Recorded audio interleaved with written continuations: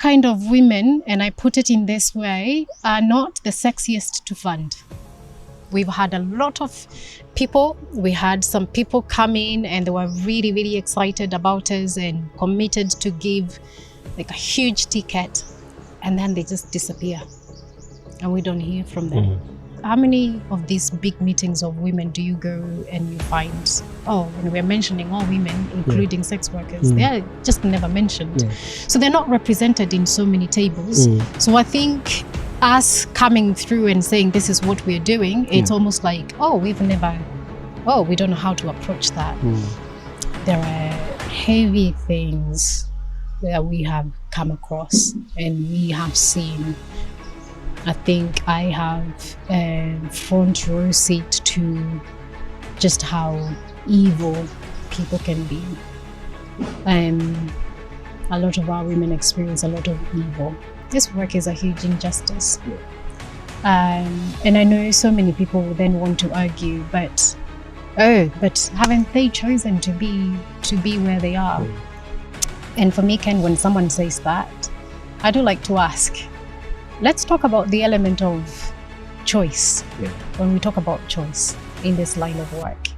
And I say, if I'm in a room full of people, I like to say, who here had sex work when they were choosing to go to different career? Ken, when you were picking to do all these different things, was it that? So who is it a choice for? There is a lot going on. We hope that in a couple of years' time, you would walk into a coffee shop and you would not know that the lady who is making you the cup of coffee was once on the streets, desperate, called all sorts of names, but now she has found redemption. She has found herself, found her purpose, found her voice again.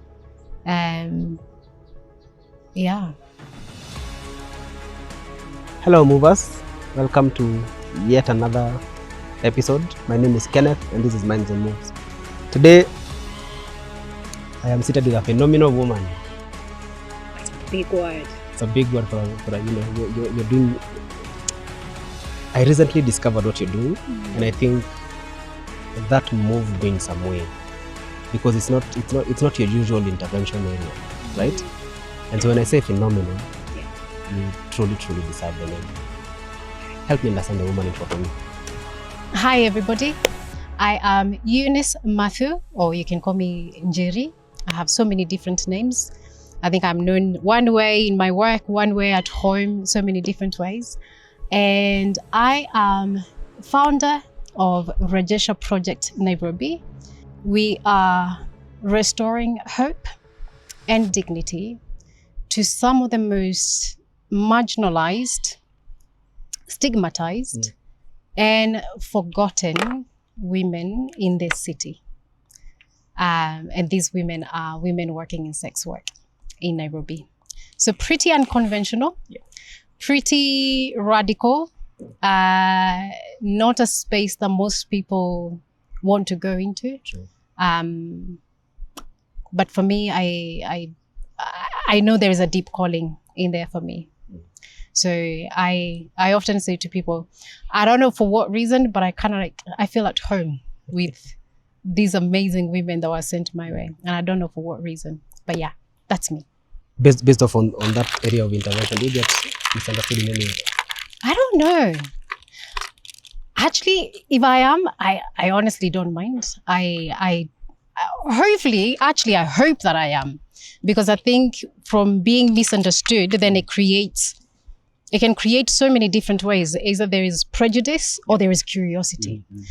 So honestly, if people do misunderstand, I hope that what then triggers is curiosity rather than prejudice. But I'm pretty sure, yes, I'm pretty sure I am, which is really okay with me. Yeah. Why did you ask that question? In my area of work, we've done different projects, highlighted different stories of women who have been through assault. And so that assault pushed them into prostitution.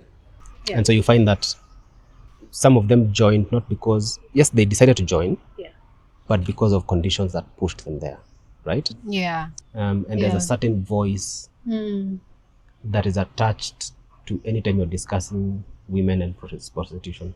Yeah. And so that's why I asked whether you're, at some point you're misunderstood. Yeah. Sometimes people will think you'll attach the kind of solution you're trying to offer and the person who you are. Yeah, which I think, honestly, I wouldn't.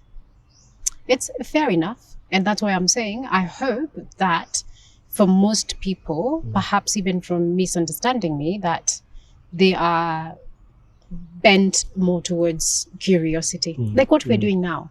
I think these kind of spaces are really important so that there is clarity. Why am I here? I think often enough I'm also misunderstood for, you think you have the answers. Right. You're clearly here because you have the answers. And I hold my hand up often enough and say, I stood in the gap. That's not to say that I have all the answers to the solutions to this problem. In fact, I am here because I want to learn. I want to learn a lot. It's been a few years and I still say I am still here to learn. And I think often also people want to know, then what's your qualification then? What makes you qualified to be here? And sometimes I'm a human. I'm empathetic. I have compassion. Isn't that something somewhat enough? It doesn't have to be all the way, but yeah. Why did you choose this game? One, because I looked at chess. I can't play chess. And then what other option did you have? So I had chess, I had poker, I had checkers. Okay, I can't play poker. I'm terrible actually with games. I think I'm quite basic. I know I chose this one because I was like, this one I've played once before, very long time ago. Let's do it again. But more than that, I think this one for me also, in the way that it's set up, I like that it's a journey. It's we're going somewhere, and then there is lots of setbacks from what I remember. I think you said it. It's quite fitting. It's very fitting for my story. There is a lot of falling up and falling down. So it befits this conversation. What color do you prefer? Oh, can I be yellow? Please. Yes, please. Yellow sunshine. Thank you. It's yellow. I think I'll be Aki, please don't cheat. I know it's been a long time. I'm about to cheat my way into this game. We're I'll asking be telling everybody you, don't play like that. to hold Ken accountable. No cheating. The viewers will, I just know it's a very, very long way before you ever end up home. Right? Yes. So the part I'm usually a bit conflicted on is when you do we use both dice or do we use just one? And I don't know. We use one? What do you think? I feel like one. We can decide. We can set our own rules. Let's do it. I like We that. use one? That's life. Awesome. Yeah. So tell me, I want to understand Njeri. When someone says Njeri, where does that take you?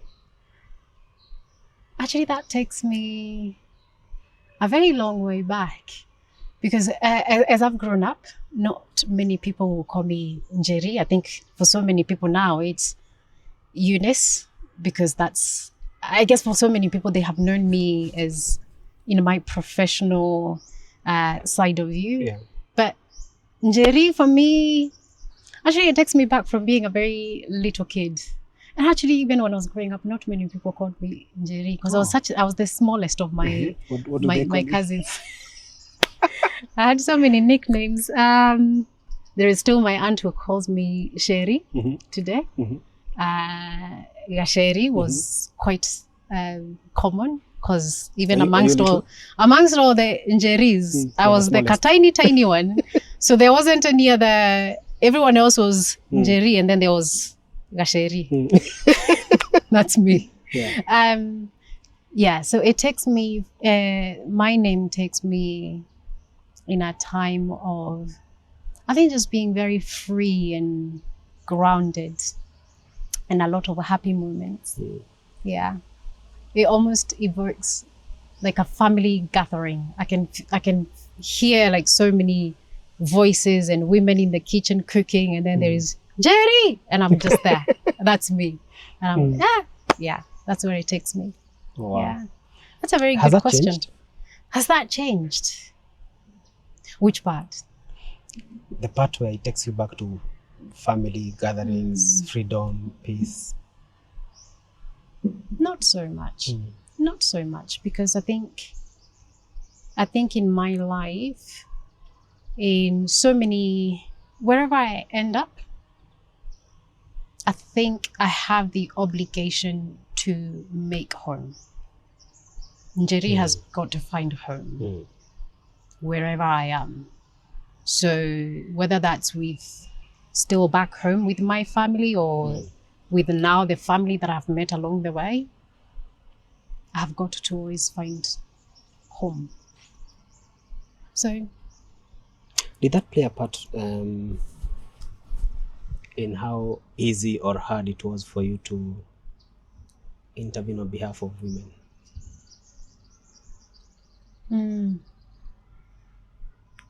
That's a good question. Do you want to start? No, I think you start, because I like to chase. What I remember is Yes. you have to roll the dice, Yeah. and then when you get 6, that's when you take your player out. Yes. And then you just take them out and you play again. Okay. So anytime you get 6, so I can decide to bring them here or here. And then if I play again and get a 6, I can decide whether to bring another one out or count 6. All right? Yes. If in case I'm here and yours comes and lands on the same point, Then, I get back home. okay. Yes. Yes. You remember that I part? remember that part. Awesome. That one is a nice one. Yeah, it's your turn. It's me. Oh, come on. Yeah, we'll be here for a while. No, I could have stolen, but we said no stealing, no cheating. there you go. You get to play again. Oh, I get to do it again. Yeah. So now I count 1, 2. Yeah. I think sorry. Ask again the question.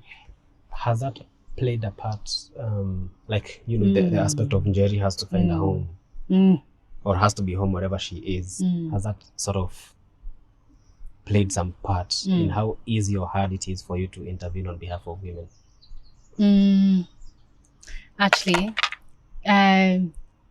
no. It's for me. I the reason why I say I feel very much at home, and especially with my name, because I think even in going back to what my name means, the name Njeri means one who is adventurous. So there is a huge sense of curiosity, and one who travels. Right, that's my name. And I think it's so befitting. I honestly say that I don't think I could have gotten a better name. Yeah.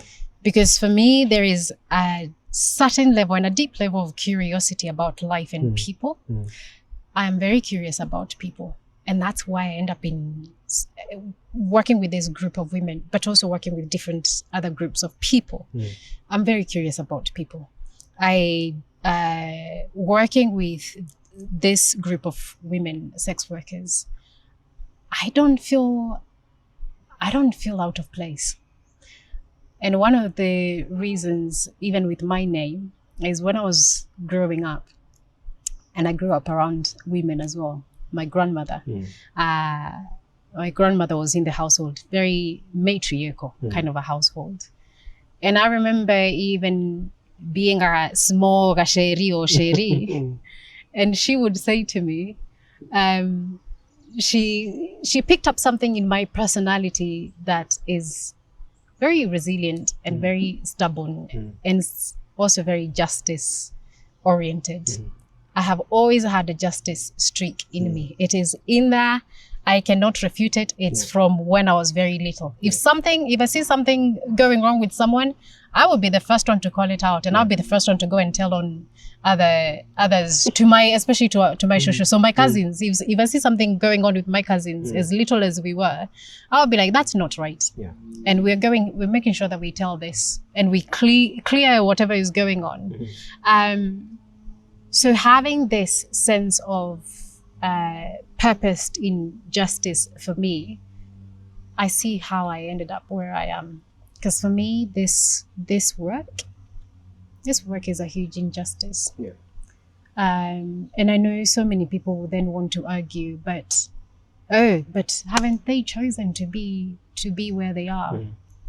And for me, Ken, when someone says that, I do like to ask, let's talk about the element of choice. Yeah. When we talk about choice in this line of work. And I say, if I'm in a room full of people, I like to say, who here had sex work when they were choosing to go to different career? Ken, when you were picking to do all these different things, was it there? So who is it a choice for? When we say it is a choice, then it is probably a choice for people who don't have other choices to make. It's probably a choice for people who are already coming from a very traumatized, abusive background, coming from a very impoverished background. And these are the stories that I get to hear on a daily basis. Coming from spaces where this is all you knew, whether your own mother, aunties around you, cousins around you were already in here. So it was introduced to you when you were just so young. So the element of choice, we have got to then dissect it and figure out who gets to make this choice. If it's a young woman, and this is the common narrative of young women who really wanted to go forth with their education, they got to class 8, but their parents were unable to pay for their high school education. So then you drop out of school. And in your time of dropping out of school, someone, whether a relative, actually you would be so surprised by how many times a lot of young women are introduced into sex work by someone they already know. A stranger who came and offered better or greener pastures. Or a friend, someone who had already dropped out of school a year ahead of you or 2 years ahead of you, and this is not what they're doing, and they introduce you. It's always from someone introduced me, and this is how I got here. I often say it's not many 12-year-olds, 13-year-olds, 14-year-olds know exactly, look, if I drop out of school, I know exactly what I'm going to go and do, and it's sex work. Not many 14-year-olds know that. And it is very true that a lot of women have been introduced into this when they were very young, in their teen age. So that's, for me, that's the injustice. It's the fact that we say it is a choice, but we don't then look at, then who is this choice for? Because it's not for people like me. I was very privileged to have a family that could take me all through my education. Gosh, I was so privileged that I could have a family could afford to take me to school, even abroad. A lot of the women that I work with did not get the opportunities that I had. And I think when we are so quick to, we can be so quick to judge without knowing the story. It's because we can't put ourselves in their shoes, or we don't even want to have even a little bit of empathy and understanding. So for me, Ken, this is a true injustice, and that is what I fight for, is that then the work that we do, how do we bring justice? And for me, it's not just any other kind of justice, but how do we bring a godly justice into this? And a godly justice for me means that for a lot of these women who are often the most despised, the most basically forgotten, we want to hide them away and ignore that they don't exist.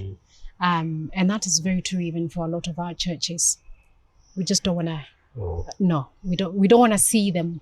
We don't want to acknowledge that they are there. They are abused a lot. And for me, a godly justice is to get us to a point where when I sit down with one of our ladies, I hope that she gets to know that she is truly, truly loved, that she is known and she is seen and she matters. I think that's the essence of my work. Wow. Has your journey always led here? I don't think so. Because I think I can go back to about maybe more than 15 years.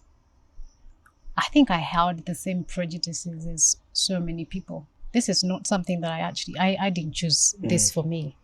I genuinely feel like this landed. It's not a natural way how I am here. I didn't choose this. I had chosen a whole different career path for me. It was until I came to understand that sex work exists. I think I was about 21 years of age, and I had gone on a holiday to Kilifi. So I'd come back. So I was living and studying abroad in the UK, and I had come back home to go on a holiday with my girls. We still do that to this day. And as we are on holiday, everywhere we went to Kilifi, we went to Malindi, and everywhere we would go, people thought that we were there to work. No Actually, way. I didn't even know what was going on. I was so, I often say that I was so young and so stupid and naive, which I think I pray that I could get that back, a bit of that naivety. I didn't know what we were being asked. It was happening everywhere. We went to have a coffee. We went to eat. We went to club. We went to anywhere. Actually, a lot of the time it would be women coming to us and saying, yes, I can hook you up. I'm like, wait a minute, why do they think we need, like, we're okay. We've paid for our own accommodation, like we're doing fine. We're doing fine. And then we go out one night. And I think people can sense like who is I feel like it feels like the wild, how animals can sense the weakest link. I was pretty much the weakest link in that group because I was the youngest, dumb, naive. And I think this older gentleman could sense that, because when my friends went to the washroom and I was left in charge of our table, and this older gentleman came over almost immediately, and it was like, hey, I just like you girls. I like the way that you're dressed. You're so beautiful. I like the way you're dancing. I have a house. It has a swimming pool and a chef. And I want to invite you tomorrow. You girls can come and have fun. And me, in my stupidity, I thought, oh, what a nice man. What a nice so man. Generous. Very nice gentleman. But then I was even thinking at that time, I'm like, why is he inviting us to these things? Like, we have these things anyway. We have our own, all of the things that he's offering. Like, we have it. So okay, he's being nice. I think my friend almost hit me in the head. She was just like, you're that stupid. Like, what do you think? What do you think he's asking us to go and do? Like, this is not a casual invitation. And I was like, wait a minute, what is he inviting us for? Did it land? Finally, it landed. I was so appalled. I was like, no way. He thinks we are No way. And first of all, like, he's so old. Like, no, I was so offended. But then now I think the justice streak in me was like, that is so not right. And that is so not fair. But then what was not fair became that I saw it everywhere now. Oh, so after that time, you'd see the patterns. I saw it You'd everywhere. notice it. Yeah. It was very hard not to notice. Very young women, often with very older men. I saw it everywhere. I was like, that's not right. Yeah. That is not okay. Yeah. Is that the point at which you decided you want to do something about it? I think it's your move. Was it my move? Yeah. You got two. I think that was you actually, Ken. Yeah. It was your move to move your player, and then it was my move to roll the dice. Go on. You didn't move your player. You have to do two steps. Yeah. 1, 2. See? I am honest. And I keep moving. I think even at that point, 1, 2. I'm going this way, right? Yeah. Yes.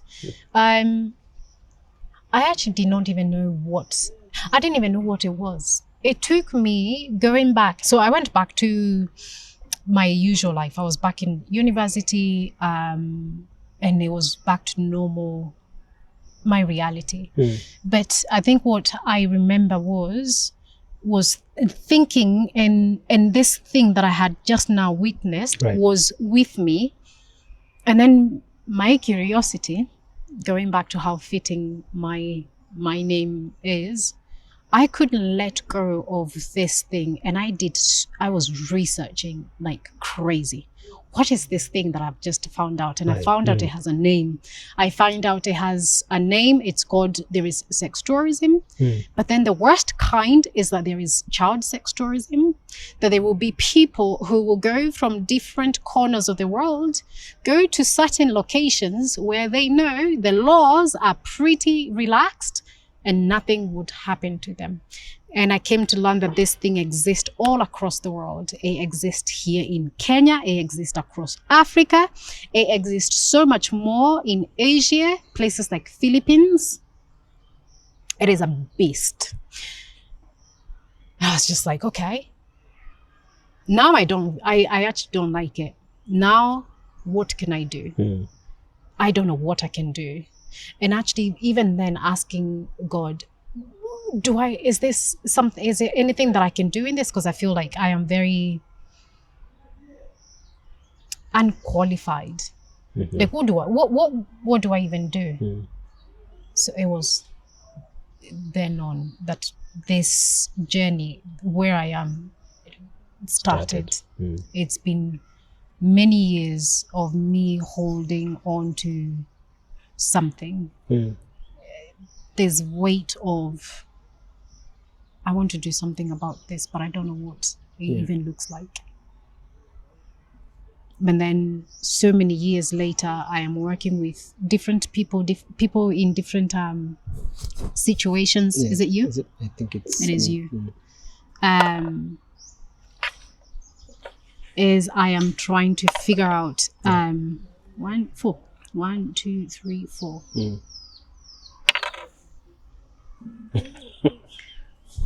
I like this game so far because I'm winning. Oh, again, I am bringing another one on board. We probably need to change these dice. I told you, I chose the yellow color for a reason. Okay, so we'll move 1, 2, 3, 4. Hopefully, I can make it get home. Yeah. Hopefully, we'll see. So this game has this point where if I get to you, yes, or if you get to me, I go back and reset. Yeah. Is there such a time that that you've experienced in your life when you had to truly start over? Yeah. I moved back home with my 2 suitcases and nothing and no job. And I had to start. Right. I had to start from scratch. So I came back home end of 2018. I had I felt like I had done what I needed to do in the UK, and I wanted to be back home so badly. In fact, I wanted to be back home much earlier than that, but it just never worked out. But 2018 came my year, my month, and the date, and I packed my bags. I resigned from my very well-paid job, and I didn't have anything that I was coming back to. I just knew that I had this calling in me to come back. And also I knew that the call for Rajesha, even though I didn't know that what it was going to be called or what it was going to look like, but that calling was calling me back home. And I came, and I had to restart my life as an adult. When I had left, I wasn't an adult, so I didn't even have my ID. I was getting my ID in 2018, and the guy at Huduma Center looked at me and he's like, wewe kwani umekuwa wapi? Watu wa age yako walichukua ID. I was like, yeah, I know. And those guys can talk. I know. And I had to start from ground zero. Yeah.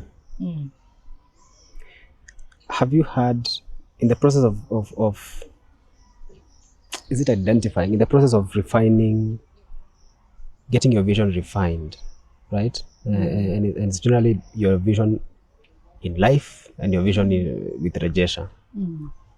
Have you had moments where you truly doubted, any of it?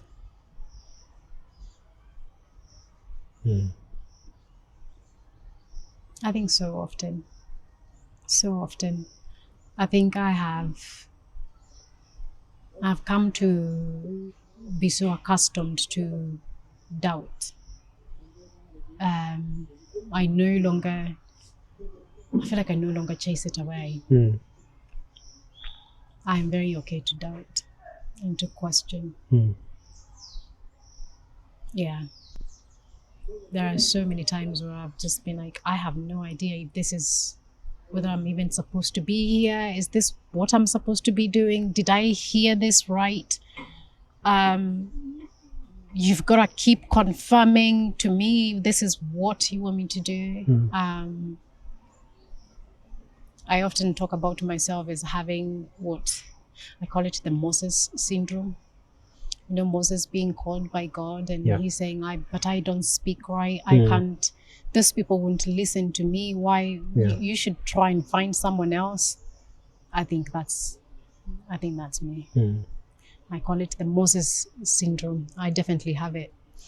I will, even in this day, and I know I say this as a joke and people laugh a lot, and I say sometimes I wake up and I'm like, yes, I'm ready, let's go do this. And then by 10 a.m. I'm like, no, I quit. Find someone else. I'm not doing this. And then noon I'm like, okay, I changed my mind. Okay, we can do this. And then quit a few more times during the day and wake up and repeat. I think we need to be more comfortable with doubting. I think a lot of the time we've been told, okay, now you become an adult, you get your ID, you should have things figured out. And often enough, there is no room for someone to say, I have no idea what I'm doing. I think we should be okay in saying that it's okay to be at your big age and not know what you're doing and start again and learn. If we don't question, then we move on like we know what we're doing, and often enough we're just not doing things right. So doubt is right at home. So now why in as much as you might have answered it, why specifically Rajesha in the name? I think when I came back and then I was trying to figure out then where should I go into? I know I have this passion in me, but where should I go into? And without going into the long drawn out story, I think the name Rajesha it's pretty much confirmed for me. Like God really did confirm that name. And it was over many months of praying about this name. What should it even look like? What should it be called? And the name Rejesha, because Rejesha comes from Ku Rejesha, which means to, in the Swahili is Ku Rejesha, it's to bring back or to restore. Right. And it was very clear that that's what this mission and vision was going to look like, is to restore the dignities of these women. It's to restore their identities. It's to restore their worth and their souls back to the one who made them. So that's where the name Rejesha came from, and the essence of our work is to restore all these bits of a person back to Jesus. Are there moments in your life where you feel like the word restore, Rejesha, applies? Moments in my own life? Your life, yes. Oh, yeah.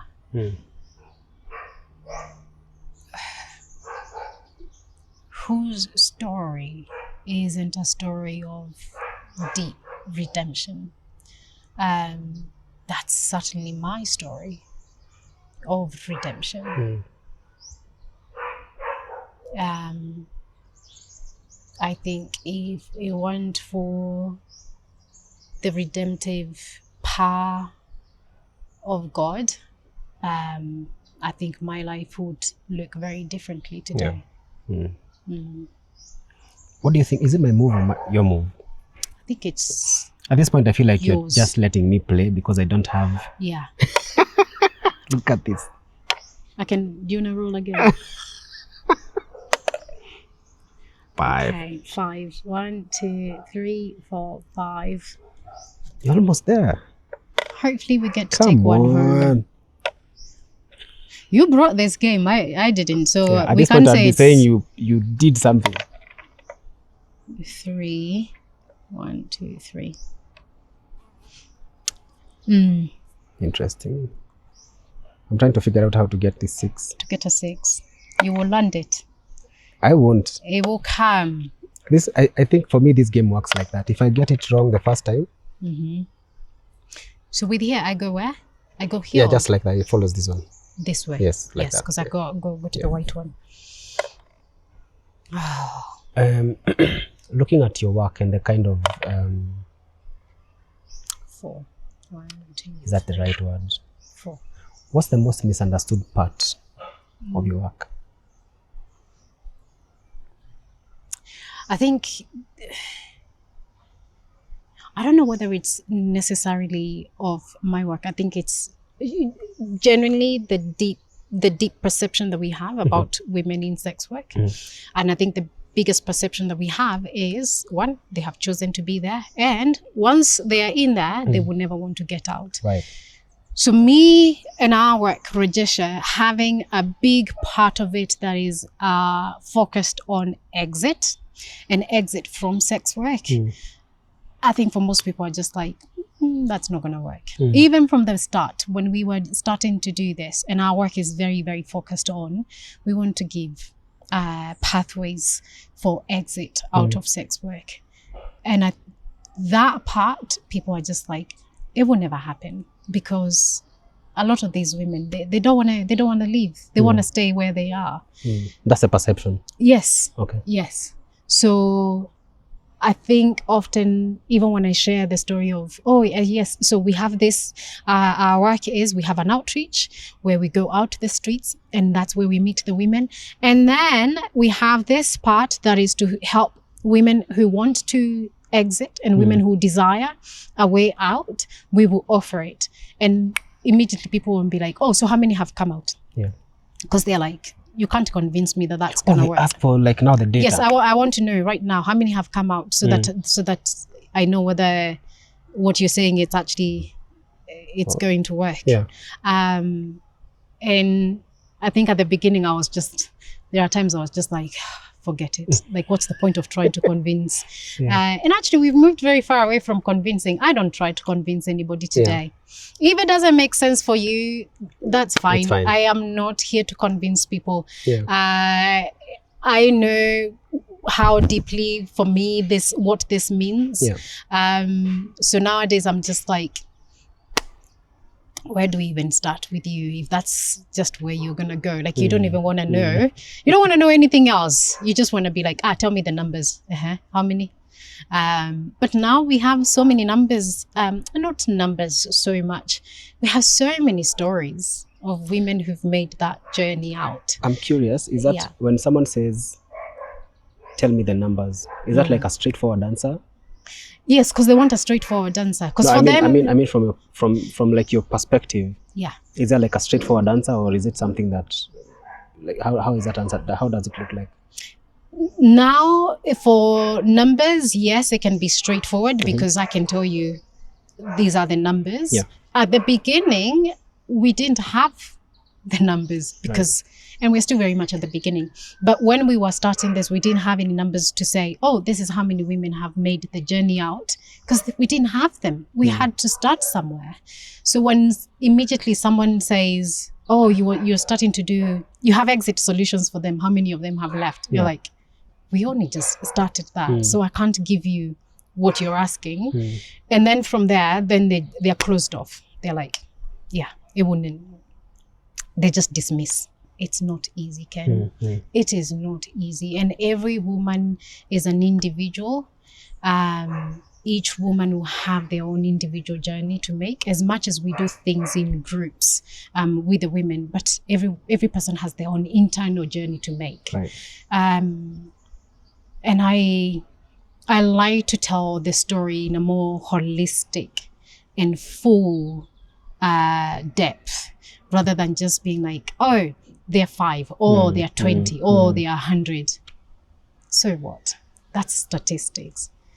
Do you have enough time to hear some of the stories that these women, and the brave journey that these women have had to make? Then I like that better. I think stories bring more meaning than just numbers. And I honestly don't blame people when they just want to know the numbers. And of course, we do have to show the numbers. Otherwise, then for people who are interested in the numbers and want to fund our work or want to support our work, they do want to hear the numbers. And we have those numbers now. And I can tell you, at this stage, we have this number of women. And at this stage, when we're doing our group therapy, like, we have this amount of women that we've supported to join our mental health program. We have this amount of, this number of women who've managed to join our skills training program. And these are the women, the number of women who have made the journey completely out or are in the process of making the journey. Our work is a bit more like a conveyor belt. There is something happening at different stages of this conveyor belt. I heard you say funding. Then I got curious, because is this, someone would hear the word rejesha or the kind of work you're doing and assume there's a hotshot somewhere funding this, or maybe you come from a very well-off family. I wish. I wish. Where are my rich people? Why can't they show up now? Or you had these savings put aside to do this kind of work, or the women maybe pay you to get this done. How do you handle that? How do we handle this? This one has been hard. This part has been very difficult. I often say, if I knew how hard it was going to be when it comes to like fundraising, I think I would have questioned going into this, but I'm glad I didn't know. So we've struggled to get funding, but I think over the years, we are slowly starting to build our momentum. So we've mostly, actually, we started this with a little bit of money that I had. And my mom is our number one supporter of the work that I do. And we just had a bit of money, and we said, look, if we wait for the day that we will have 100K, it probably won't come. How much do we have? 5K. Let's see what we can do with that. And then I think one of the gifts that I have is, again, because I like to make home wherever I go, is I have a very good community. I am surrounded by very good community, and I will talk about this work to anyone who wants to listen. So I get to share stories of the work that I'm doing, the women that I have met, and I think from that the ball started to roll, and so many people now are coming around and saying, "We've heard about the work that you're doing. We've never come across the kind of work that you're doing. How can we be a part of it?" We're doing a lot of fundraisers. In fact, June is a fundraising marathon for us. We've met people who came to our fundraiser. We had a small fundraiser early in the year, and those people who came have now gone back to their own community and said, "You need to hear this. You need to hear this story." And then now word is going around that we're having conversations with different foundations and different donors. But it's been a very long journey to get here. Our kind of women, and I put it in this way, are not the sexiest to fund. They're not. Not many people want to fund our kind of women and then put that on their website. Hey, we work with this group of women, or we're funding this mission that works or stands with this group of women. The people are often like, what would that look like to others? We've struggled to fund for our kind, the women that we work with, because not many people want to jump on that wagon. We've had a lot of people. We had some people come in and they were really, really excited about us and committed to give like a huge ticket, and then they just disappear and we don't hear from them. And we chase and we chase and we don't hear. It's been really difficult. Some of the things that keep me, they have kept me awake, because sometimes, like, do we discontinue this program? We've had to do that. We've had to discontinue stuff. Is that there's something you said there? It's not the sexiest to fund. Is that something that probably is affecting people in this kind of, is it projects or work interventions? Like is there like a disconnect between what funders find sexy and what is truly deserving of intervention? I think so. I think there is a huge disconnect. And again, it's, I think, a lack of understanding. A lack of understanding of this group of women. This group of women is the most misunderstood, the most, I keep saying, forgotten, because how many of these big meetings of women do you go and you find, and we're mentioning all women, including sex workers. They are just never mentioned. So they're not represented in so many tables. So I think us coming through and saying this is what we're doing, it's almost like, we don't know how to approach that. And I say they're not sexy because I think it's that word of deserving. Even from the ladies themselves, we've had that question, have had women ask, but why us? Why couldn't you have gone and helped widows or women more deserving, like they are abused directly, like us? What they will say is, like, we know what we're doing is not desirable and it's not light, so why would you support us? Why would you stand with us? And for most organizations is, how do we put this on our end of year report? Is it's it your me turn. or yourself? It is Myself? your turn. Really? Do you want to try the difference? Do you want to try this one? Let's try this one. Maybe I'll get a 6. No, it's me.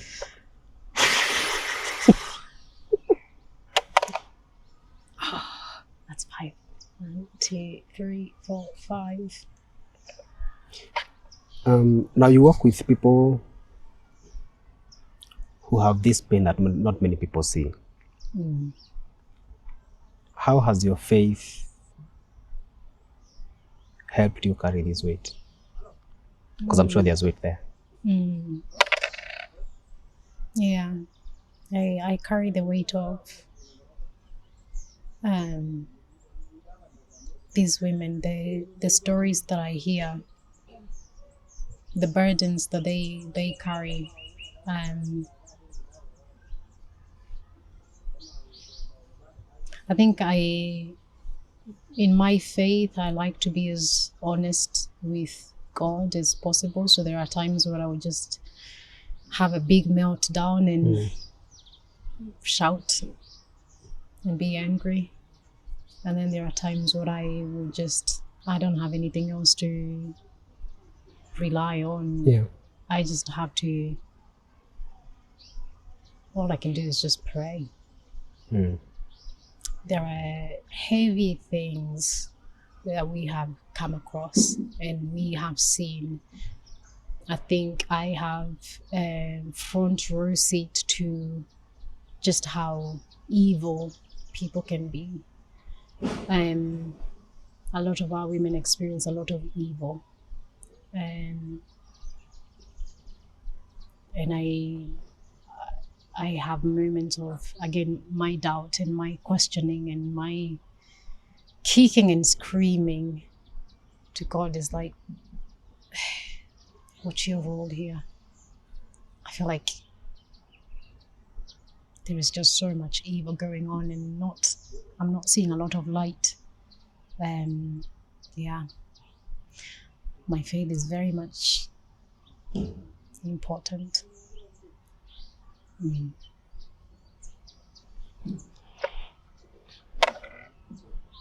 Almost. Just too one close. Wow, keep getting 1, 2, 3, 4, 5. You know, it's funny, everyone I've played a game with on this show, I have lost every single one of those games. You've lost? Every single one. Okay. You're the common denominator. Don't So know what the else to problem say. is not the game. Yeah.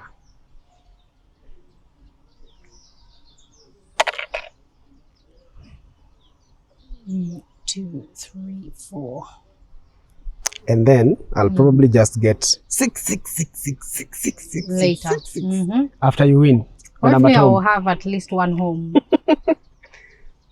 What do you think is the most misused word in your line of work?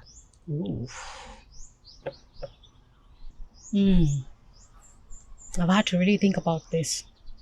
And I might even think about it later and be like, oh, I got it completely wrong. But I think the element of work in sex work, which is, it's often, I feel like it's a bit of a crossroads, or it's a bit of an oxymoron, because this work, yes, it is work. They pay the bills with it, but it's not work that is, you know, in your line of work, you grow, you build yourself, you are being challenged to be a better person. How does that, where is that in this line of work?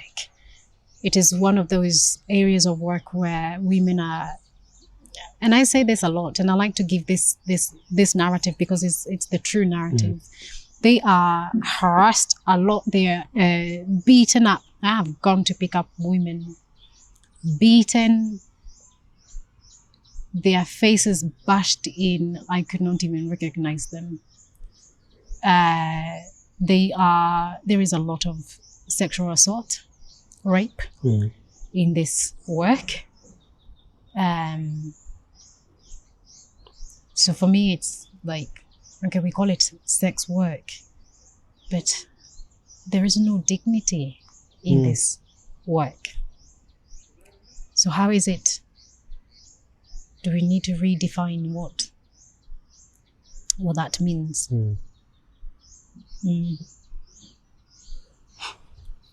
There's an area I want to go. I don't know whether it's a comfortable area to go. I'm sure some of these women have children. Yes. What do you see there in terms of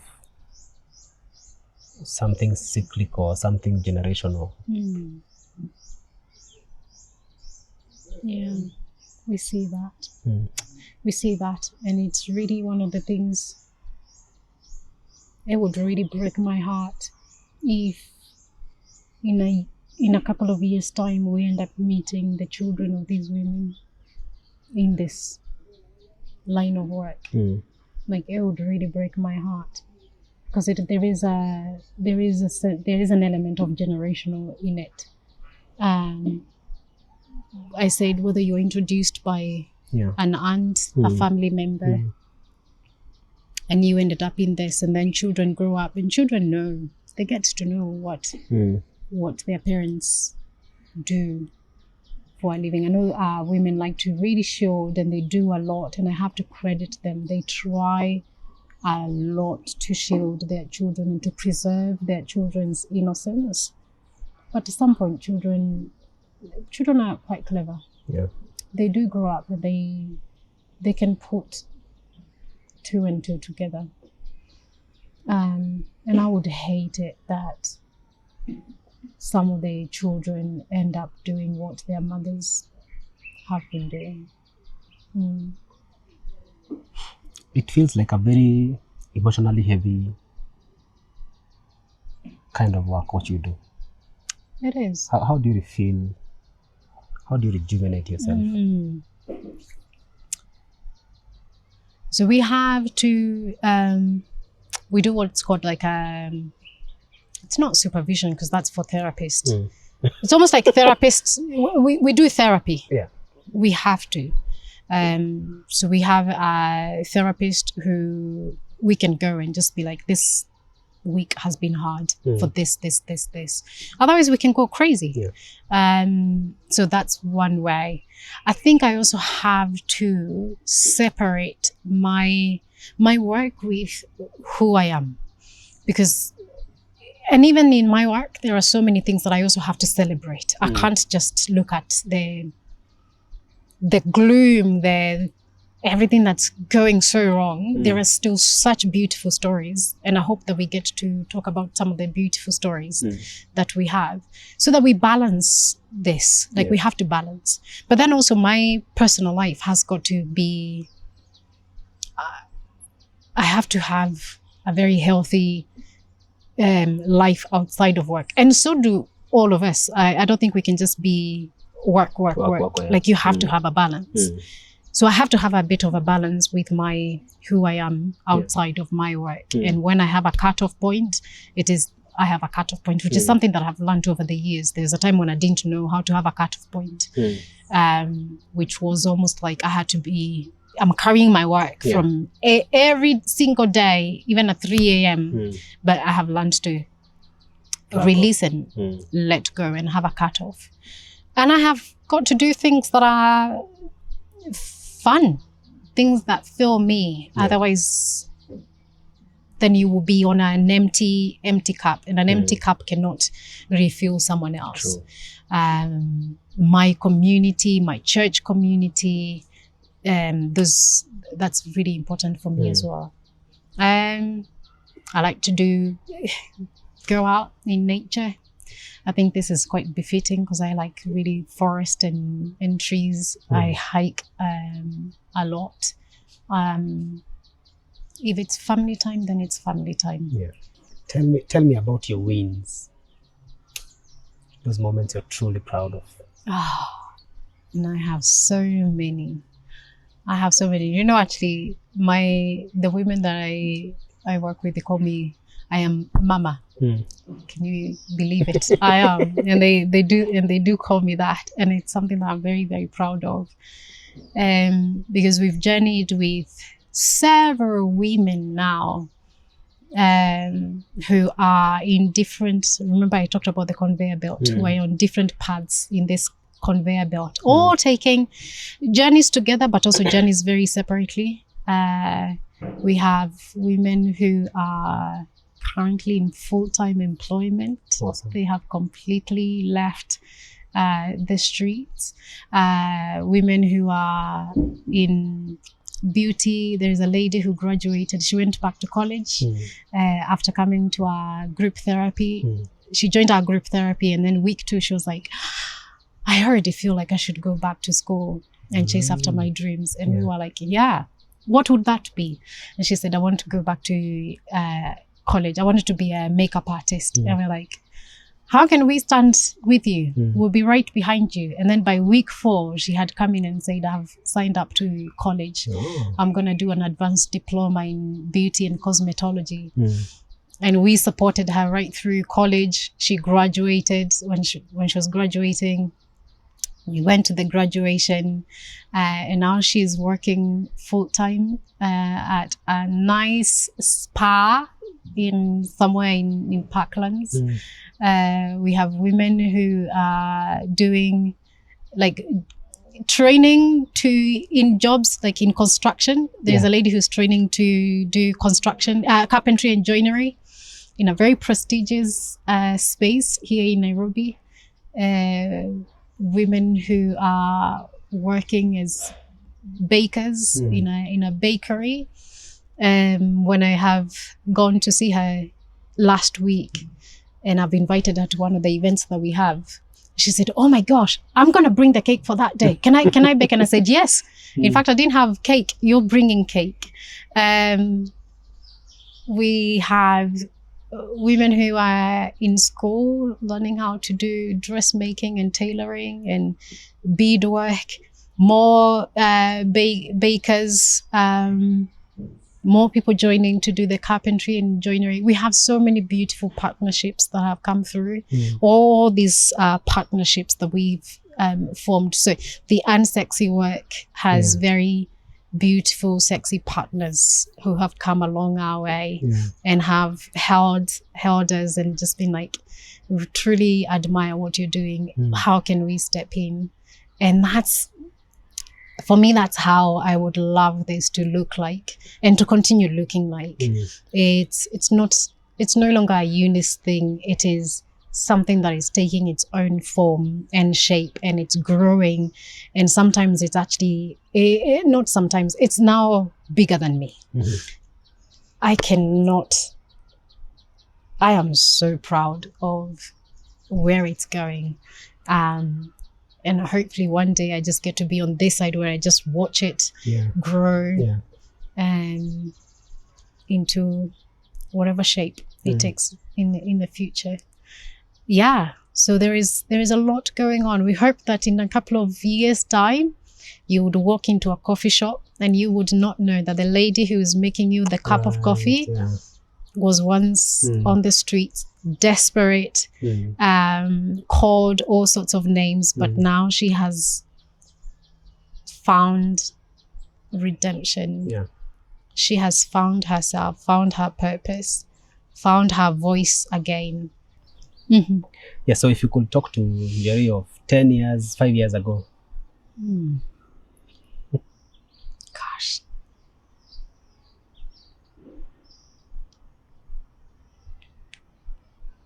I'll tell her to just, like, it's okay not having all the answers. I will tell her just, it seems like a very, especially 10 years ago, even 5 years ago, very daunting idea. And I would tell her that, like, it's okay, like one day at a time. Don't let this overwhelm you.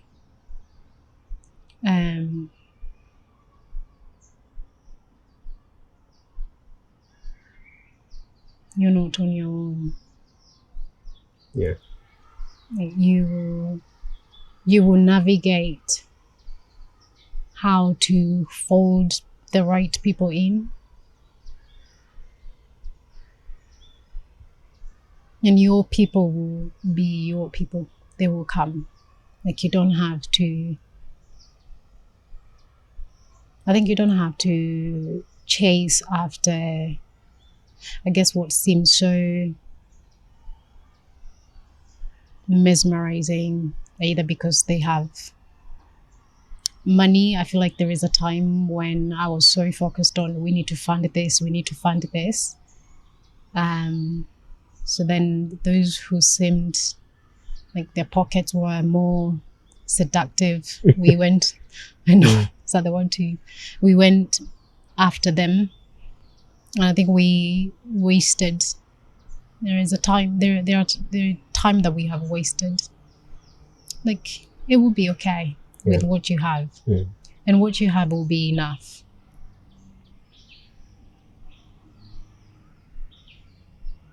And I would just be like, I think you will be so proud.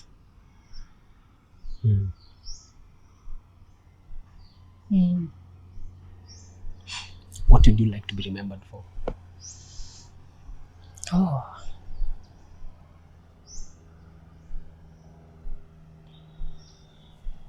Not even, I guess I will be remembered for my work, but I have to always remember this is not everything. Yeah. I am, at this moment, I feel like I am a custodian to this, so this is not everything.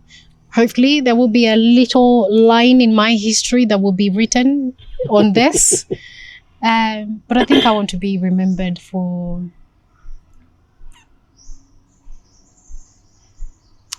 just being a decent and kind person. I hope so. If the world was truly listening, that is a big thing. It's a huge question. I just think that we need to stop being so much more centered on ourselves. Like, sometimes just look up and see the other person. We're so focused on me. I want me to win. I want all of this to myself. Whereas, like, none of those things will matter. Yeah. I think just don't be so focused on me. Just look up. Hata kidogo. Just look up and see someone else. I think it will make a huge difference if we just did that for just one person. We see each other more.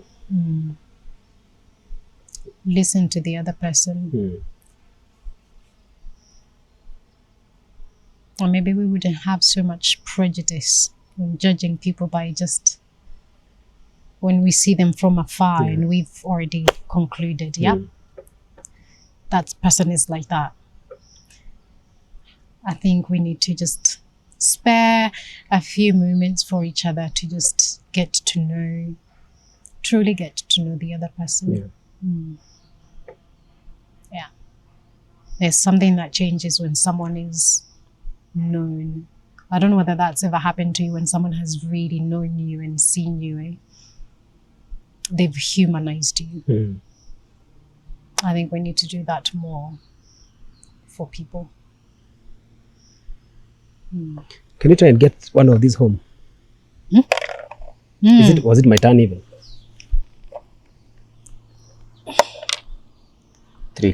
3. Which direction am I going? Nataka kukupeleka mbio. 1, 2, 3. 5. So now 1, 2, 3, 4. Come on, live, gosh. That's exactly what I'm avoiding. So we have to get this one home. This is my only chance. 1, 2, 3, 4, 5. Oh, that one is safe. Hey, which one do you wanna? Hey, you could have got me. You could have sent me packing. 4, 5, 6. You really could have. I want to get. Oh my God! I can't go in front of you. You can't go. Okay. How many do I need? 1, 2, 3. Now Guess here what is you'll get. 6 or 5. 5. Okay, so You can move that one out 1, of danger. 2, 3, 4, 5.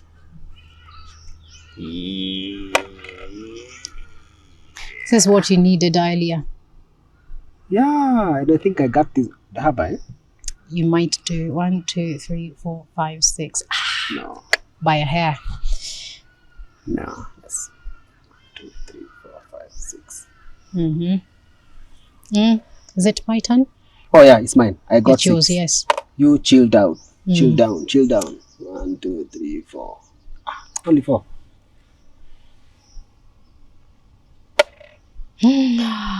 Now I'm gonna need a 1. Oh.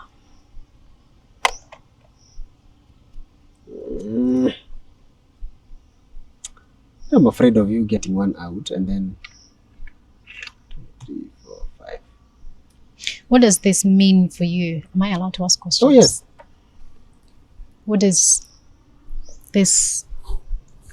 I had rolled 1. What does this mean for you, this doing these stories with people?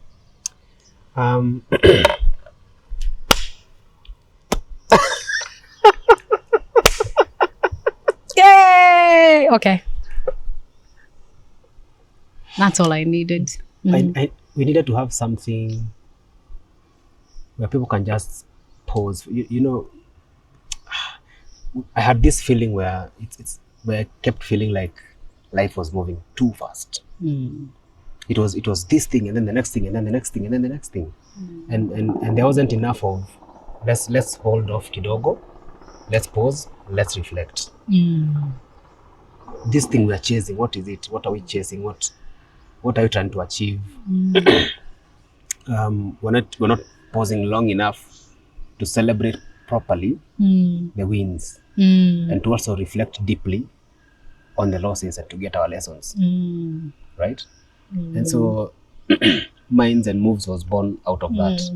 The need to, yes, we have this life that has to happen, we have these wins that we're chasing, but then there's a necessity for just a brief pause, to just reflect, introspect, celebrate what needs to be celebrated. If it's a lesson that needs learning, learn it. We learn. And also hold space now for people like you who are moving the world in their own small way, right? I to like hold that. space for those conversations that celebrate, and also even, sort of be able to encourage someone else, because it's very easy to be stuck in your own corner, thinking that life is just dealing you the wrong hand. And then when you hear now some stories of people who have been there, gone through it, weathered through, braved it through, and made it, then you're like, maybe I just need to hold on a little longer. And that's what we need in life. Yeah. I like that. I think this has Pausing been long fun. enough. Yes. Just kidogo tu. Yeah. Get what you need. Yeah. I think that we need that. We are definitely in the age of it's never enough. After this, I want it's never enough. We don't take enough time to pause and reflect and be grateful for what we have around us. So I like that. It has been fun. This has been fun. I won, so I definitely You won. This has been more fun for I you. had a lot of fun. And I've never done it in this setting. Right? I have not come across someone who is doing this in this setting. Thank you. This is genius. Thank you. Something Thank you so different. Thank Yeah. you. And thank you for even making time for us today. Thank you. We're going to finish. Lazima nipate tu kitu. I just want to talk to these people here. Thank you so much, movers, for joining us. For slowing down with us, for slowing down with Njeri, Mathu, and for listening to the very incredible work that she's doing. If anything in her conversation moved you in any little way, please comment down below. Let us know what you like. Let us know what you'd like to hear more. We can come back. She's here. She's not going anywhere. She'll have obviously interact with more stories and that we can get to learn from her. Subscribe to this channel. That's the only free way that you can support us. And feel free to share, with someone who needs just a brief pause in their life to reflect or to celebrate. This has been awesome, and this is Minds and Moods. See you on the next one.